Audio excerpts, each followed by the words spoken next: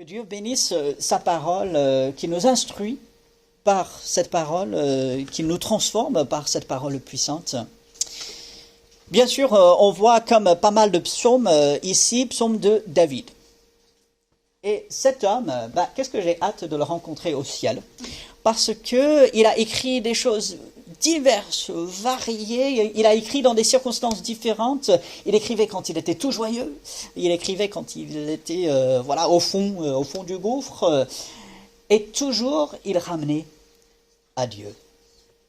Et puis, il était souvent dans le chant, et c'est quelque chose que nous avons vu depuis le début de cette série, dans les psaumes, le chant, il revient souvent.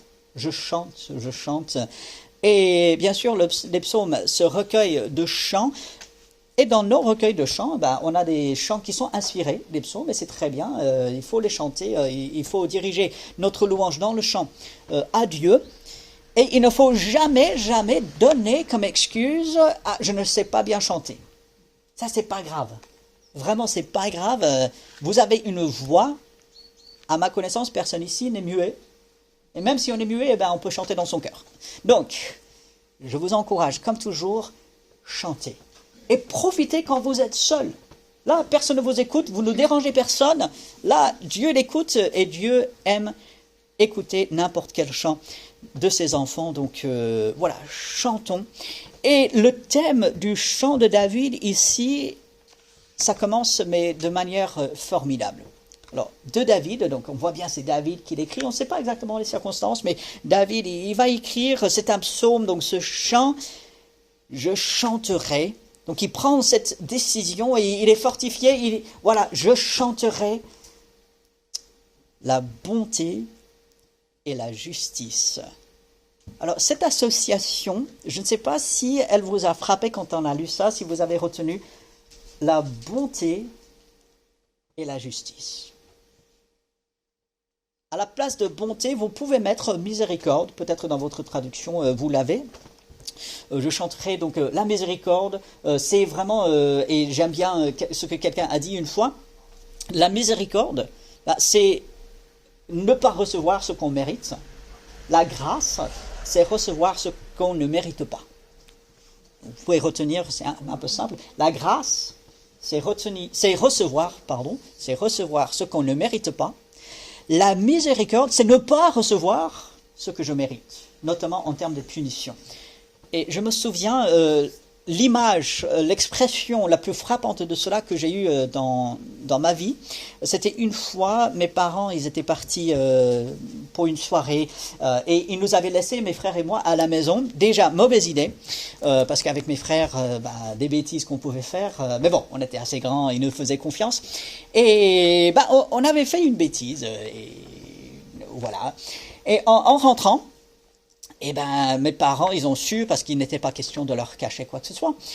Et je me souviens très bien, on était dans la chambre, mon père, il vient, et on discute, et il m'explique que je méritais la punition. Bon, c'était pas très très grave, mais je méritais la punition. Mais il a dit, Robert, pour cette fois-ci, pour t'enseigner une leçon et pour t'aider à comprendre, je ne vais pas te donner la punition que tu mérites. Tu vois, ça c'est la miséricorde. Tu mérites la punition, tu mérites, je crois que c'était une fessée, je ne vais pas te donner, non pas parce que tu ne mérites pas, tu le mérites bien, mais parce que je veux t'enseigner la miséricorde, je veux te montrer, et ça m'est resté, j'étais assez jeune, et ça m'est resté, c'est frappant, et Dieu, il est comme cela avec nous. Vous voyez ce mot, bonté, la miséricorde, nous méritons, en nous-mêmes, la punition de Dieu, la colère de Dieu demeure déjà sur ceux qui n'ont pas encore accepté Christ comme leur sauveur. Et David dit, je vais chanter la miséricorde, parce que Dieu ne donne pas toujours la punition que nous méritons. Et David, il savait exactement de quoi il parlait, parce qu'on peut penser à cet homme de Dieu, qui a menti. Nous pouvons penser à cet homme de Dieu qui était dans l'adultère, une relation en dehors de ce que Dieu, lui, il veut avec une femme. Cet homme qui a convoité, cet homme qui a fait tuer parce qu'en fait, il voulait la femme de quelqu'un d'autre, imaginez-vous. Dieu, bien sûr, a puni, mais Dieu n'a pas ôté la vie de David. Dieu a été miséricordieux envers David. Et David pouvait très bien dire, je chanterai la bonté de Dieu. Cette bonté, cette miséricorde qui est là. Et quand on réfléchit combien Dieu, il est bon envers moi, surtout moi qui suis son enfant, si je suis enfant de Dieu, en fait, je ne suis plus sous cette condamnation, je ne suis plus sous la colère, non. En fait, en tant qu'enfant de Dieu, je bénéficie de l'amour, de la grâce de Dieu. Je chanterai la bonté. Est-ce que ça vous arrive dans votre journée de dire merci Seigneur pour toute la bonté que tu manifestes. Merci Seigneur de m'avoir sauvé. Merci Seigneur de finalement ne pas me donner ce que je mérite. En moi-même, je méritais toutes ces autres choses, mais toi, tu m'as donné ton amour. Tu m'as donné ton pardon. Tu m'as fait éviter ceci ou cela. Dieu, merci pour cela. Est-ce que je pense à la bonté, à la miséricorde de Dieu? Mais vous voyez que David, il va associer la justice ici. Et souvent, on pense c'est soit l'un, soit l'autre. Alors, soit on punit, soit on est bon. Et quand on punit, là, c'est pas possible qu'on soit bon. La justice, quand même, elle doit être dure. Elle doit être faite d'une manière pour que la personne se souvienne, je suis déjà passé par ça, et du coup, je ne vais pas recommencer parce que je sais que ça a fait mal la dernière fois. Peut-être pas tout à fait. La justice de Dieu est conforme à son caractère. La justice de Dieu fait qu'il ne laisse rien passer. Et en fait, c'est extraordinaire. Dieu, il ne laisse rien passer. On ne peut rien lui cacher. On ne peut jamais faire quoi que ce soit où il ne le verra pas. Dieu, il sera totalement juste. Mais il est aussi miséricordieux. Il est aussi bonté. Et oh combien nous aimerions que les hommes soient plus justes aujourd'hui, n'est-ce pas? On voit au-dessus des mairies, sur certains bâtiments publics, dans des écoles, liberté, égalité, fraternité. Et en fait, il n'y a rien de tout ça. En Dieu, ces choses sont vraies. Avec Dieu, il y a la vraie justice. Combien de fois nous avons entendu dans les nouvelles, dans les infos, nous avons lu sur Internet, telle ou telle personne a échappé à la justice. Telle ou telle personne a fait ceci ou cela et la personne a échappé à la justice. On aimerait parfois que la justice des hommes parfois soit plus sévère. On aimerait qu'elle soit présente plus. Combien de fois, moi, en roulant, j'aurais bien voulu que les gendarmes soient un peu plus loin, parce que le gars qui vient de me doubler à 100 à l'heure dans une zone à 50, sur une ligne blanche, dans un virage, lui, il mérite d'être pris. Là, on aimerait la justice. Mais bon, si moi, je roule à 55 dans une zone 50, et que je me fais arrêter, alors là, la justice, c'est pas pour moi. Et pourtant, les hommes, dans leur justice, sont soit trop laxistes, soit trop durs. La justice des hommes laisse énormément à désirer. Mais David pouvait dire, je chanterai ta bonté, ta miséricorde, parce que tu m'as fait miséricorde, mais aussi ta justice. Tu es droit. Tu fais toujours ce qu'il faut. Et Dieu, il ne va jamais au-delà. Ses punitions, quand il est emmené à punir comme tout bon parent, ces punitions sont toujours tout à fait adaptées. Ce ne sera jamais trop dur, mais ce ne sera jamais trop lax. Pas assez. Et bien sûr, cette répétition à la fin de verset 1, c'est à toi, Éternel, que je chanterai. Parfois, je chante à ma femme. Elle aime bien. Ça fait quelque temps depuis que je l'ai fait, mais voilà. Et on peut chanter des chants, voilà, différents. Mais à qui est-ce que nous devons principalement chanter? À qui devons-nous élever notre voix? Ah, c'est à Dieu. Qui mérite nos louanges? Qui mérite qu'on dise toute sa grandeur, toute sa bonté, toute sa miséricorde?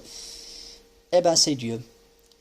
Et David qui répète ici, et on l'a déjà vu à plein de reprises dans les autres psaumes, et on le verra encore avant la fin de ce livre, je chante à Dieu. Et encore un petit rappel, lorsque nous venons ensemble, que ce soit le dimanche matin, le mardi soir, nous chantons. Pourquoi? Parce que c'est la tradition, parce qu'on n'a rien d'autre à faire, parce que c'est le programme, et là, il faut suivre le programme. Non, non, non. Nous chantons parce que c'est agréable. Nous chantons parce que Dieu le mérite.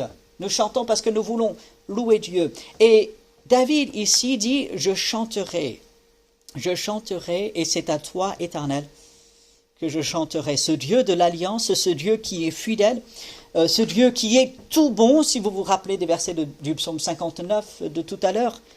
Dieu tout bon, il est notre refuge dans la détresse.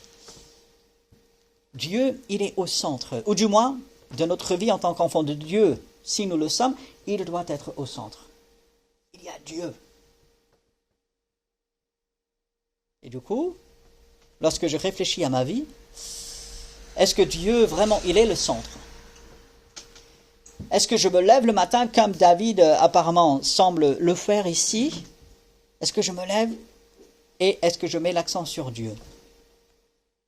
Est-ce que je vais diriger mon chant, ma voix vers Dieu? Est-ce que je vais diriger mes pensées vers Dieu?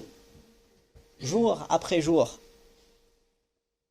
Ça ne veut pas dire que je n'ai pas d'autres passe-temps, d'autres choses que j'aime bien faire. Nous avons fait une rando vendredi, on a été ensemble, on a différentes occupations. Mais est-ce que j'intègre Dieu? Est-ce que je pense aussi à Dieu? Et puis, verset 2, David va dire « Je prendrai garde à la voie droite ». Il va continuer dans le verset 2, « Je marcherai dans l'intégrité de mon cœur ». Verset 3, « Je ne mettrai rien de mauvais devant mes yeux ». Et puis, il va continuer, où il va éloigner tout ce qui est mauvais de lui. Et pour l'enfant de Dieu, il s'agit de bien regarder, bien vérifier, bien faire attention au contexte dans lequel nous sommes. Nous sommes appelés à être vigilants en tant qu'enfants de Dieu. Nous vivons dans un monde méchant, nous vivons dans un monde de mensonges, nous vivons dans un monde de péché, et il s'agit d'être vigilants. Mais j'aimerais quand même apporter cette grande précision. Certaines personnes, malheureusement bien intentionnées, j'en suis convaincu, ont pris des versets comme ceci, et puis d'autres, et sont arrivées à la conclusion: l'enfant de Dieu doit passer son temps et être complètement, peut-être obsédé, avec l'idée de se protéger de tout. Ils ont vu ce verset 3, « Je ne mettrai rien de mauvais devant mes yeux ». Ce verset 2, « Je prendrai garde à la voie droite ». Je marcherai dans l'intégrité de mon cœur. Et ainsi, ils se sont dit, il faut que moi je fasse tous mes efforts pour éloigner tout le mal qui est autour de moi. Il faut que je sois vigilant à 100% sur tout ce qui se passe autour de moi. Et vous savez ce que ça a fait? Des gens qui sont complètement fermés sur eux-mêmes. Des gens qui sont emprisonnés par la peur. Des gens qui n'ont pas la liberté qui se trouve en Dieu et dans sa parole.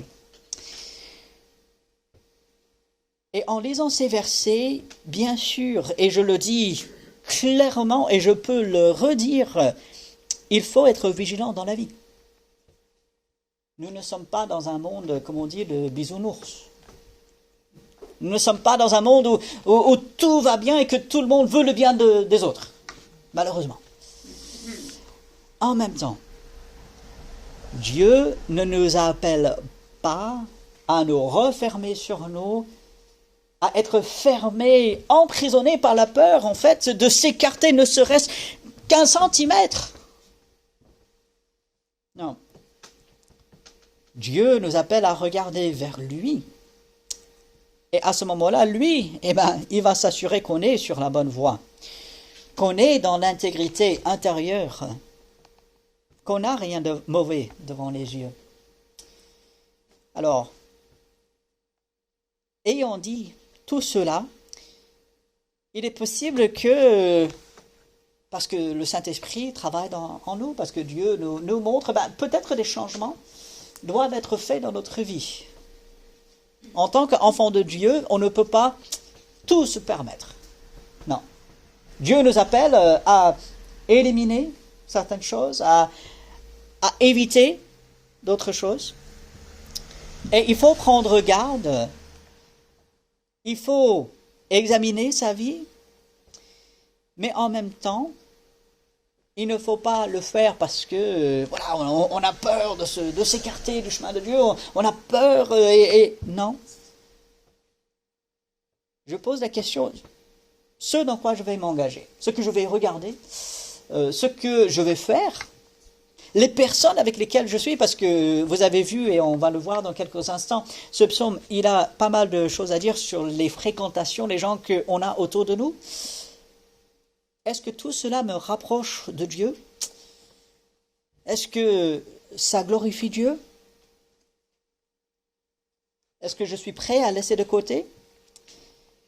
Est-ce que je vais m'attacher à Dieu?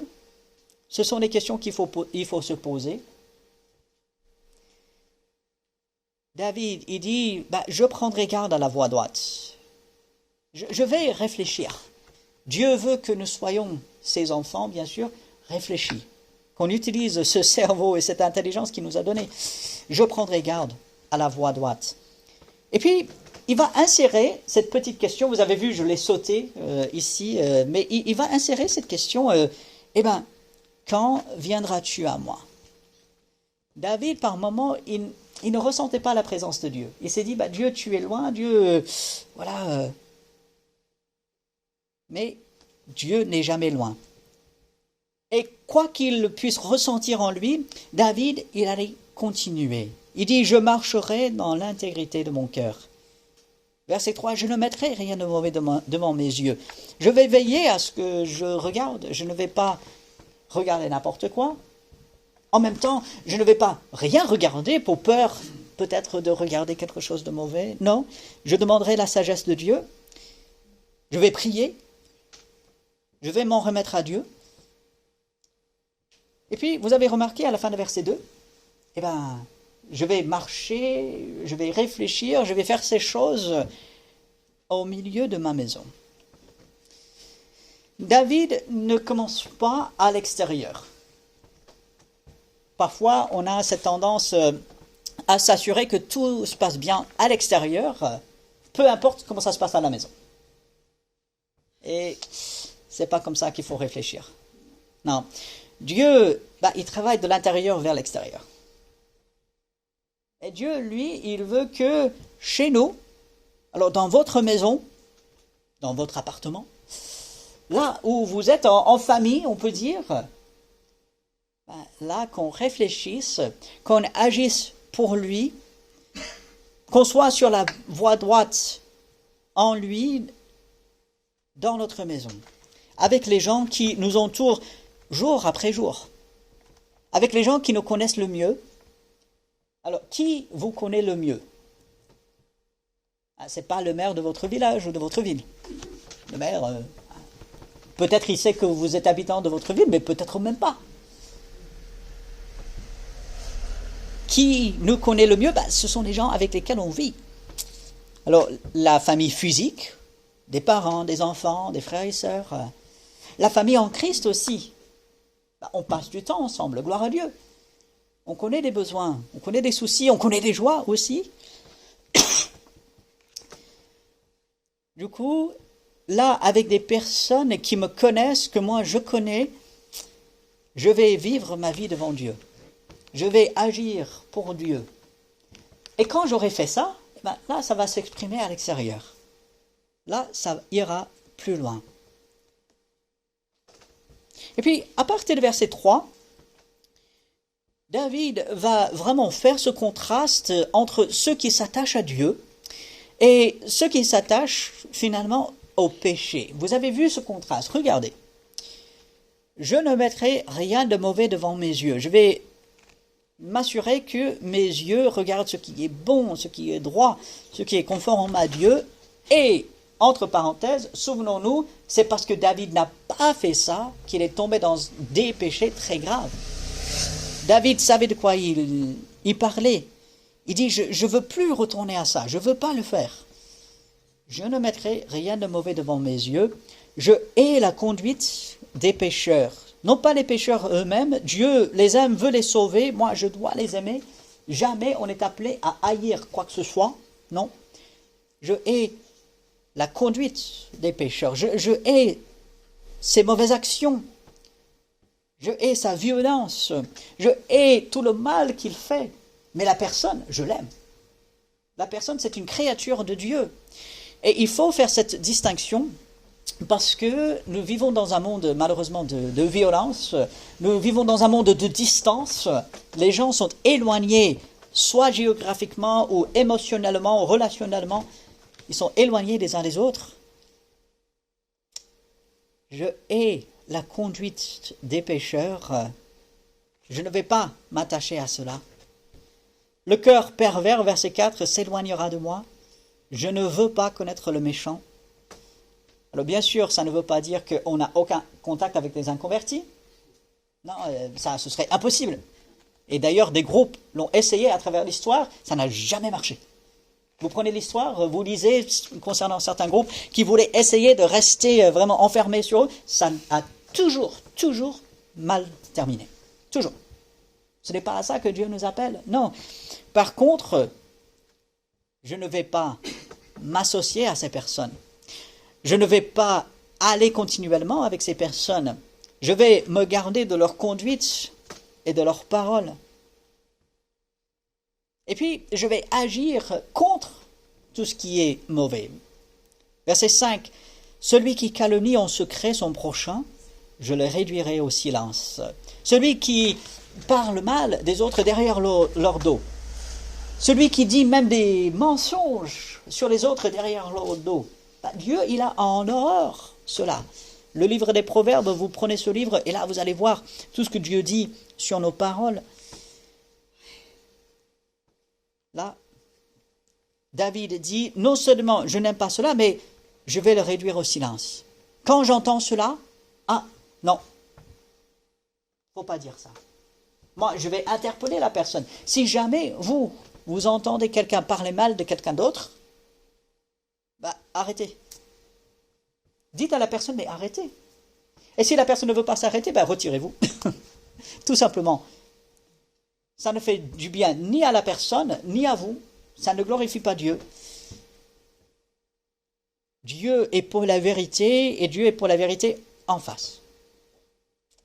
Celui qui calomnie en secret son prochain, je le réduirai au silence. Celui qui a des regards hautains et un cœur enflé, je ne le supporterai pas. Ça ne veut pas dire qu'au moindre écart, au moindre pouce d'orgueil, là, on va éliminer. Non. Mais ici, David, il parle d'un style de vie. Quelqu'un qui n'est pas repentant de son orgueil, qui continuellement va persister dans l'orgueil, David dit, celui-là, je ne peux pas aller avec lui. Je ne peux pas le supporter. Je ne vais pas le prendre à côté de moi. Non. Et veillons à ce que les gens qui nous entourent soient des gens humbles, soient des gens honnêtes, soient des gens bienveillants. Il faut s'entourer des gens qui ont un bon caractère selon Dieu. Et voilà pourquoi s'entourer d'enfants de Dieu est ce que Dieu veut. Et au lieu de s'entourer de gens qui sont comme dans les versets 4, verset 5, verset 6, j'aurai les yeux sur les fidèles du pays. Ceux qui sont fidèles à Dieu, ceux qui sont fidèles dans leurs tâches, ceux qui sont fidèles à la justice, ceux qui sont fidèles à la vérité, j'aurai les yeux sur les fidèles du pays pour qu'ils demeurent auprès de moi. David, il voulait s'entourer de gens bien. Il voulait s'entourer de gens qui pouvaient le soutenir, qui pouvaient l'aider dans la direction de Dieu. Et c'est marrant, parce que vous lisez ce verset, et ensuite vous allez dans les livres des rois, vous allez dans les livres des chroniques, vous lisez la vie de David. Et il avait pas mal de gens bien autour de lui. Il avait ces vaillants hommes qui étaient forts, qui faisaient des combats, qui pouvaient le conseiller. Mais David s'est laissé entraîner malheureusement à s'entourer de certaines personnes qui n'étaient pas trop bien. Joab, c'était pas vraiment un gars bien, le chef de l'armée. Et puis, il y avait aussi ses cousins.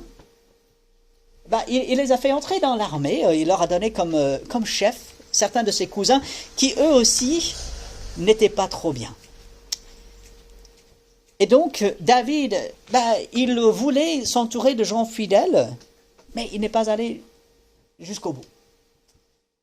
Et nous, il faut avoir le désir de s'entourer de gens fidèles, les gens qui sont pour Dieu, les gens qui veulent marcher selon les principes de la Bible, et veille à ce qu'on va jusqu'au bout de cela.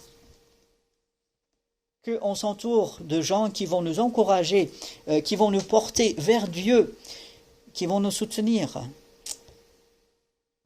Alors au verset 7, David continue, « Celui qui se livre à la fraude n'habitera pas dans ma maison. » Dieu, il est un Dieu de vérité. Non seulement Dieu est un Dieu juste, comme on voit au verset 1, mais Dieu est un Dieu de vérité. Et on l'a relevé un ensemble de fois depuis quelque temps, mais en tant qu'enfants de Dieu, nous devons être pour la vérité. Cherchez la vérité. Ne soyez pas comme Hérode qui dit « Qu'est-ce la vérité ?» Non, la vérité, c'est dans la parole de Dieu. Soyons dans la parole de Dieu. C'est la parole de Dieu qui nous permettra d'identifier des mensonges et de nous attacher à la vérité. Et ceux qui sont dans le mensonge, il ne faut pas écouter ces gens-là. Ceux qui sont dans le mensonge, il faut les laisser de côté. David, il dit, celui qui se livre à la fraude n'habitera pas dans ma maison. Je ne vais pas m'associer à cette personne. Celui qui dit des mensonges ne subsistera pas en ma présence. David, encore une fois, ne voulait pas être entouré de gens qui allaient le diriger loin de Dieu. Parce que le mensonge, ça dirige toujours loin de Dieu. La fraude, même si ça semble apporter pour un temps, même si ça semble faire réussir pour un temps, ce n'est jamais ce que Dieu peut utiliser. Et David dit, je ne veux pas ces gens-là. Non, je vais les condamner. Je vais dire, ça, c'est pas vrai. Non, ça, il ne faut pas faire comme ça. Voici ce que dit la Bible. Et en tant qu'enfants de Dieu, comme David, alors, aujourd'hui, nous devons être connus pour les gens de vérité. Jésus a dit, à ceux-ci, tous connaîtront que vous êtes mes disciples, non pas pour les bannières qu'on porte, non, c'est l'amour que vous avez les uns pour les autres. Et l'amour, c'est quoi? L'amour, il est vrai. Et l'amour est pour la vérité. David voulait éliminer la fraude, le mensonge, tout ce qui pouvait tromper, tout ce qui n'était pas conforme à Dieu. Et moi, aujourd'hui, en tant qu'enfant de Dieu, je dois être pour la vérité. Dans un monde de mensonges, dans un monde où les gens, pour beaucoup, il semble, ne savent plus faire la part des choses, ils écoutent tout et n'importe quoi. Moi, en tant qu'enfant de Dieu, je dois écouter la vérité. La vérité d'abord est dans la parole de Dieu. Et ensuite, je filtre tout ce que j'écoute, tout ce que je vois, tout ce que je lis, par les principes de la Bible.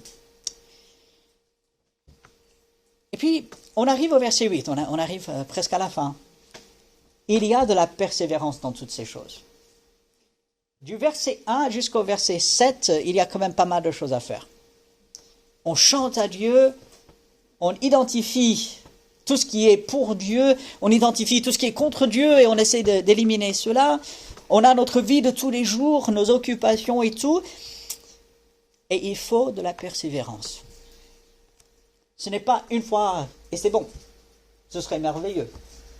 Alors, dans Jude, ce petit livre à la fin du Nouveau Testament, il voulait écrire à ces chrétiens pour combattre pour la foi, donner une fois pour tout aux saints. La foi, donner une fois. Pas besoin d'autre foi. Non, c'est la foi en Jésus-Christ qui sauve. Voilà.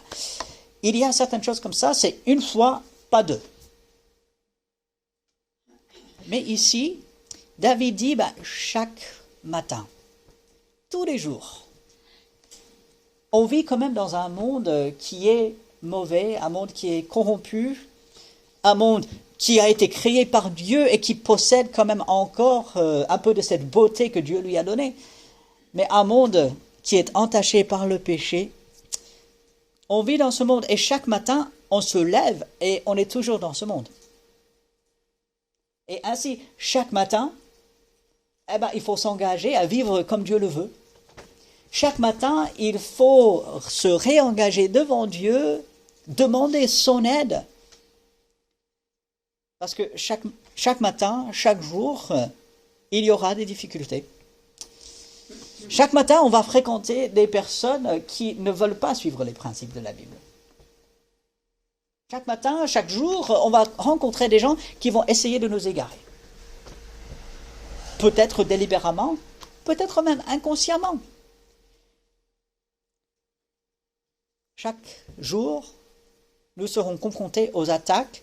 Chaque jour, nous serons confrontés à nos propres manquements. Et David dit, je ne vais pas me relâcher. Je vais persévérer. Chaque matin, je réduirai au silence tous les méchants du pays. Je vais continuer. Eux, ils sont là, je vais continuer. Avec l'aide de Dieu, je vais continuer. Je ne vais pas relâcher. Je ne vais pas me lever en disant, je l'ai fait hier. Non, mais c'est bon, là, j'ai déjà donné. Je l'ai fait la semaine dernière. Je l'ai fait pendant toutes ces années. Quand même, je peux me relâcher. Un jour, ce ne sera pas la fin du monde.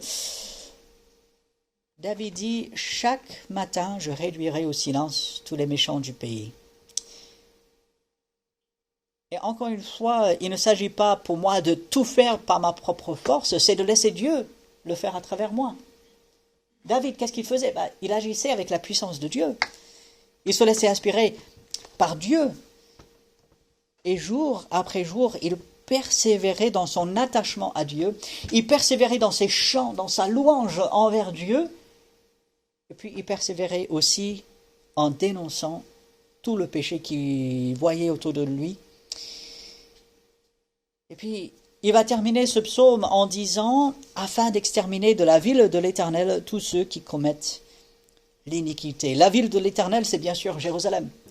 C'était le point central, c'était le lieu d'adoration de Dieu, c'était ce lieu fort, ce lieu que Dieu avait choisi. Et David dit, je veux garder cela. Je veux agir pour là où Dieu est. Mais où est Dieu? Il est partout. Et ça veut dire que partout dans ma vie, je dois agir pour Dieu. Encore une fois, non pas pour rester dans une peur d'être enfermé, mais en fait parce que je veux plaire à Dieu. Parce que je veux faire connaître son nom. Parce que je veux le louer. Parce qu'il le mérite. Jour après jour. Et ceci est totalement approprié pendant nos moments de vacances. Je rejoins notre frère Patrick qui disait, les vacances c'est bien, il faut savoir se reposer et tout. Le travail est bien aussi, merci Seigneur pour le travail. Mais pendant les vacances, on a tendance à nous relâcher, et ça c'est bien. Il faut se relâcher du travail, il faut évacuer l'esprit un peu, ça c'est bien. Parfois des soucis de la vie, ça vient et ça remplit la tête, ça tourne, et il faut évacuer un peu. Mais en même temps, pendant ces moments de vacances, ne nous relâchons pas dans notre attachement à Dieu. Ne nous relâchons pas dans l'identification du mal et du péché et du mensonge autour de nous. Ne nous relâchons pas dans la vérité que nous apportons autour de nous. Ne nous relâchons pas dans les chants que nous apportons à Dieu. Ne dites pas « j'ai chanté hier, c'est bon ». Non, chantez aujourd'hui. Et demain, ne dites pas « j'ai chanté à l'église hier, c'est bon ». Non, chantez. Ne nous relâchons pas dans notre attachement à Dieu. Ne nous relâchons pas dans le remerciement que nous apportons à Dieu. Ne nous relâchons pas. Dieu, il veut qu'on continue. Dieu, il veut qu'on soit des témoins dans ce monde Dieu, il veut qu'on s'entoure de gens qui vont nous porter vers lui et vers sa parole. Alors, lorsque nous examinons notre vie, peut-être on va plutôt bien, peut-être nous lisons ces versets et on se dit, voilà, je fais plutôt ça, gloire à Dieu, c'est très bien, continuons, ne nous relâchons pas. L'ennemi veut qu'on baisse les bras, l'ennemi veut qu'on dise, j'en ai fait assez, ça y est, ou bien c'est peut-être pour les autres. Non, c'est pour chacun de nous de continuer, persévérer, jour après jour, et de revenir souvent à des psaumes comme celui-ci. Reprenez dans la semaine ce psaume 101.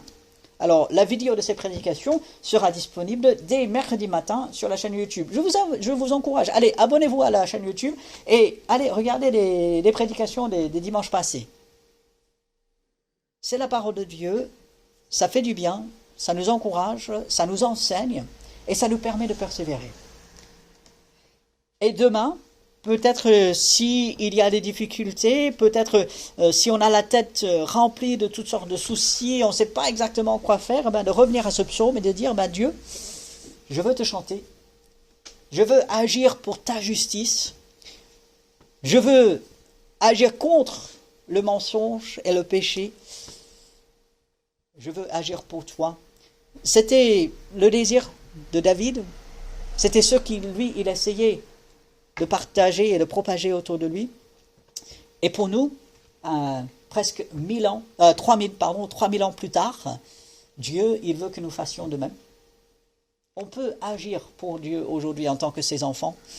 Et ça, c'est quelque chose de formidable. Et ainsi, Dieu, il sera loué, il sera exalté. Mais on a besoin de son aide. La bonne volonté n'est pas assez. C'est bien, la bonne volonté, quand elle existe, elle est bien. Mais il faut l'aide de Dieu. Et ainsi, nous allons prendre quelques instants dans une prière silencieuse devant Dieu. Quelques instants pour demander l'aide de Dieu dans une prière silencieuse. Et après ces quelques instants, je prierai pour terminer cette partie. Notre grand Dieu, nous sommes devant toi et nous reconnaissons que tout vient de toi. Et c'est toi qui fais tout en nous. Nous reconnaissons que nous avons besoin de ton aide. Aide-nous, Seigneur, fortifie-nous. Rappelle-nous ces choses dans les jours à venir. Continue de nous transformer, Seigneur. Donne-nous sagesse. Aide-nous à identifier les choses qui doivent changer dans notre vie. Aide-nous à porter ta vérité, ta louange autour de nous. Aide-nous à persévérer, Seigneur, jour après jour. Continue ton œuvre en nous, Seigneur. Nous savons que tu le feras. Nous en sommes convaincus. Et ainsi, en avance, nous te disons merci parce que tu le feras. En ton nom. Amen. Nous avons un dernier verset avec lequel j'aimerais vous laisser. Le verset Actes chapitre 20, verset 32, c'est Paul qui le dit aux anciens d'Éphèse. Maintenant, je vous recommande à Dieu et à la parole de sa grâce, à celui qui peut édifier et donner l'héritage avec tous les sanctifiés. Voilà, que Dieu bénisse chacun. Saluez-vous les uns les autres, un dimanche béni à chacun.